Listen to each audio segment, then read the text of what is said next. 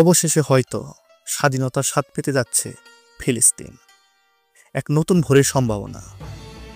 এ কথাগুলো বললে কি খুব বেশি বাড়িয়ে বলা হবে? জানতে হলে হয়তো আমাদের আর অল্প কিছু সময় অপেক্ষা করতে হবে। ফিলিস্তিন একটি নাম যা ইতিহাসের পাতায় রক্ত, সংগ্রাম আর স্বাধীনতার আকাঙ্ক্ষার এক অবিচ্ছেদ্য অংশ হয়ে আছে। যুগ যুগ ধরে এই ভূখণ্ডের মানুষগুলো নিজ ভূমিতে পরাধীনতার শৃঙ্খলে আবদ্ধ। কিন্তু সম্প্রতি ঘটে যাওয়া কিছু ঘটনা প্রবাহ যেন এক নতুন ভোরের ইঙ্গিত দিচ্ছে। অবশেষে হয়তো স্বাধীনতার সেই পরম আকাঙ্ক্ষা পূরণ হতে চলেছে ফিলিস্তিনিদের। আজকের পর্বে আমরা সেই সম্ভাবনা নিয়ে বিস্তারিত আলোচনা করব। তো পুরোটা জুড়েই সরবুজকে নিয়ে আমি মশনুর রাকিব আছি আপনাদের সাথে। বর্তমানে ফিলিস্তিনের গাজা উপত্যকায় ভয়াবহ অবস্থা বিরাজ করছে। জাতিসংঘ সহ অনেক মানবাধিকার সংস্থার মতে এখানে দুর্ভিক্ষ অবস্থা বিরাজ করছে। সম্প্রতি জাতিসংঘের মহাসচিব অ্যান্তোনিও গুতেরেস মন্তব্য করেছেন যে ফিলিস্তিন রাষ্ট্র প্রতিষ্ঠা পুরস্কার নয়, এটি একটি ন্যায্য অধিকার। তবে এই সব কিছু পেছনে ফেলে 2025 সনের জুলাইয়ের 24 তারিখ বৃহস্পতিবার বিশ্ব রাজনীতির মঞ্চে এক ঐতিহাসিক ঘোষণা এসেছে ফ্রান্সের পক্ষ থেকে। ফরাসি প্রেসিডেন্ট এমানুয়েল ম্যাক্রো জানিয়েছেন, আগামী সেপ্টেম্বরে নিউ ইয়র্কে জাতিসংঘের সাধারণ পরিষদের অধিবেশনে আনুষ্ঠানিকভাবে ফিলিস্তিন রাষ্ট্রের স্বীকৃতি দেবে ফ্রান্স। শিল্পোন্নত 7টি দেশের জোট G7-এর প্রথম কোনো দেশ হিসেবে ফ্রান্স এই স্বীকৃতি দিতে যাচ্ছে, যা নিঃসন্দেহে ফিলিস্তিনির জন্য একটি বড় বিজয়। ম্যাক্রো তার এক্স পোস্টে বলেছেন, মধ্যপ্রাচ্যের ন্যায়সঙ্গত ও স্থায়ী শান্তির জন্য ঐতিহাসিক প্রতিশ্রুতির প্রতি সততার দিক থেকে আমি সিদ্ধান্ত নিয়েছি যে ফ্রান্স ফিলিস্তিন রাষ্ট্রকে স্বীকৃতি দেবে। তিনি আরও জোর দিয়েছেন গাজায় যুদ্ধবিরতি, জিম্মিদের মুক্তি এবং মানবিক সহায়তার উপর। এটি শুধু একটি স্বীকৃতি নয়, বরং আন্তর্জাতিক অঙ্গনে ফিলিস্তিনের ন্যায্য দাবির প্রতি এক জোরালো সমর্থন। ফ্রান্সের এই সিদ্ধান্তকে ফিলিস্তিনি কর্মকর্তারা উষ্ণভাবে স্বাগত জানিয়েছেন। মাহমুদ আব্বাসের ডেপুটি হুসাইন আল শেখ বলেছেন, এই অবস্থান আন্তর্জাতিক আইনের প্রতি ফ্রান্সের প্রতিশ্রুতি ও ফিলিস্তিনি জনগণের আত্মনিয়ন্ত্রণের অধিকার ও আমাদের স্বাধীন রাষ্ট্রের প্রতিষ্ঠার প্রতি সমর্থনকে প্রতিফলিত করে। হামাসও এই সিদ্ধান্তকে সঠিক ও ইতিবাচক পদক্ষেপ হিসেবে অভিহিত করে বিশ্বের সব দেশকে ফ্রান্সের পথ অনুসরণ করার আহ্বান জানিয়েছে। তবে স্বাভাবিকভাবেই এই সিদ্ধান্তের তীব্র বিরোধিতা করেছে ইসরায়েল এবং তাদের প্রধান মিত্র মার্কিন যুক্তরাষ্ট্র। ইসরায়েলি প্রধানমন্ত্রী বেনিয়ামিন নেতানিয়াহু এই পদক্ষেপকে সন্ত্রাসকে পুরস্কৃত করার সমতুল্য বলে মন্তব্য করেছেন।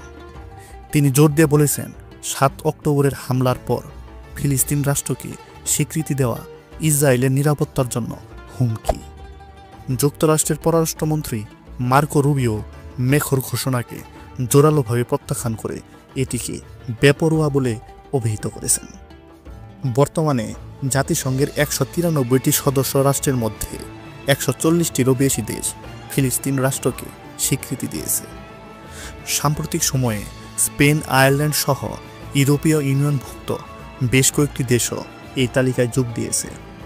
এতে স্পষ্টতই বোঝা যাচ্ছে যে আন্তর্জাতিক সম্প্রদায় ক্রমবর্ধমান হারে ফিলিস্তিনের রাষ্ট্র অধিকারকে সমর্থন করছে। এদিকে ফিলিস্তিনকে রাষ্ট্রীয় স্বীকৃতি দিতে ব্রিটেনের ক্ষমতাসীন লেবার পার্টির উপর চাপ বাড়ছে।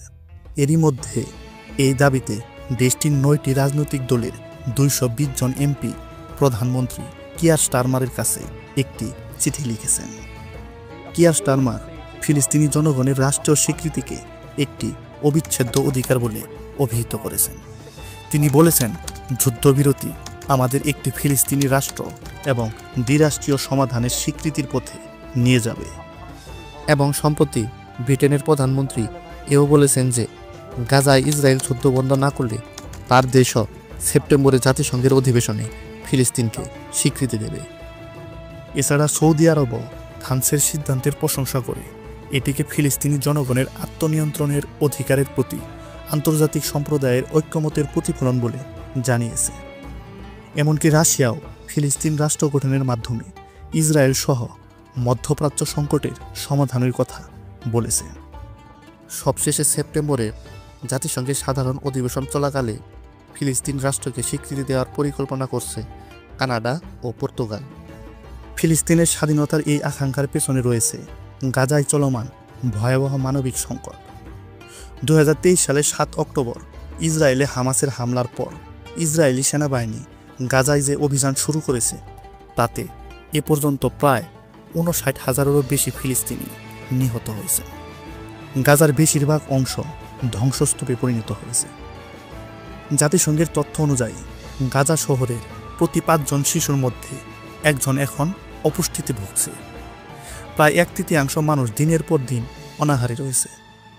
ইতিমধ্যে অনাহারে 120 জনেরও বেশি ফিলিস্তিনি প্রাণ হারিয়েছেন, যার মধ্যে 80 জনেরও বেশি শিশু। 17,000 শিশু তীব্র অপুষ্টিতে ভুগছে এবং দ্রুত চিকিৎসা সরঞ্জাম না পেলে মৃত্যুর হার আরও বাড়বে। এমন ভয়াবহ পরিস্থিতিতে ফিলিস্তিন জনগণের স্বাধীনতার দাবি আরও জোরালো হচ্ছে। আন্তর্জাতিক সম্প্রদায়ও এই মানবিক বিপর্যয় থামাতে ইসরায়েলের উপর চাপ সৃষ্টি করছে। ফিলিস্তিন সমস্যার এই স্থায়ী সমাধানের জন্য দ্বিরাষ্ট্রীয় সমাধান একটি বহুল আলোচিত প্রস্তাবনা। এর অর্থ হল ইসরায়েল রাষ্ট্রের পাশাপাশি একটি স্বাধীন ও সার্বভৌম ফিলিস্তিন রাষ্ট্র প্রতিষ্ঠা করা। মেখর ঘোষণাতেও এই ধারণার প্রতি সমর্থন দেখা গেছে। তিনি বলেছেন এটি মধ্যপ্রাচ্যের সবার নিরাপত্তায় অবদান রাখবে। এর কোনো বিকল্প নেই। যুক্তরাজ্য, রাশিয়া এবং অন্যান্য অনেক দেশও মনে করে যে দ্বিরাষ্ট্রীয় সমাধানই মধ্যপ্রাচ্যে শান্তি প্রতিষ্ঠার একমাত্র পথ। কিন্তু ইসরায়েলের প্রধানমন্ত্রী নেতানিয়াহু এই প্রস্তাবনার তীব্র বিরোধিতা করেছেন। তার মতে একটি ফিলিস্তিন রাষ্ট্র ইসরায়েলের জন্য হুমকি। ফিলিস্তিনের স্বাধীনতার পথ কখনোই সহজ ছিল না। দীর্ঘ সংগ্রাম, রক্তক্ষয়ী সংঘাত আর সীমাহীন ত্যাগের মধ্য দিয়ে তারা এই দিনটির জন্য অপেক্ষা করেছে। ফ্রান্সের এই ঘোষণা নিঃসন্দেহে এক নতুন আশার আলো নিয়ে এসেছে। G7 ও জাতিসংঘের নিরাপত্তা পরিষদের সদস্য হিসেবে একটি দেশের এই পদক্ষেপ আন্তর্জাতিক অঙ্গনে ফিলিস্তিনের অবস্থানকে আরও শক্তিশালী করবে। গাজায় চলমান মানবিক সংকট, বিশ্বজুড়ে ফিলিস্তিনের পক্ষে জনমত গঠন এবং আন্তর্জাতিক আইন ও মানবিকতার প্রতি শ্রদ্ধাশীল দেশগুলোর সমর্থন সবকিছুই হয়তো ফিলিস্তিনিদের দীর্ঘ প্রতীক্ষিত স্বাধীনতার স্বপ্নকে বাস্তবতার দোরগোড়ায় নিয়ে আসছে। আগামী সেপ্টেম্বরে জাতিসংঘের সাধারণ পরিষদের অধিবেশন ফিলিস্তিনের ইতিহাসে এক নতুন অধ্যায়ের সূচনা করবে কিনা তা দেখার অপেক্ষায় থাকবে বিশ্ব। এক্ষেত্রে আপনার মতামত কি?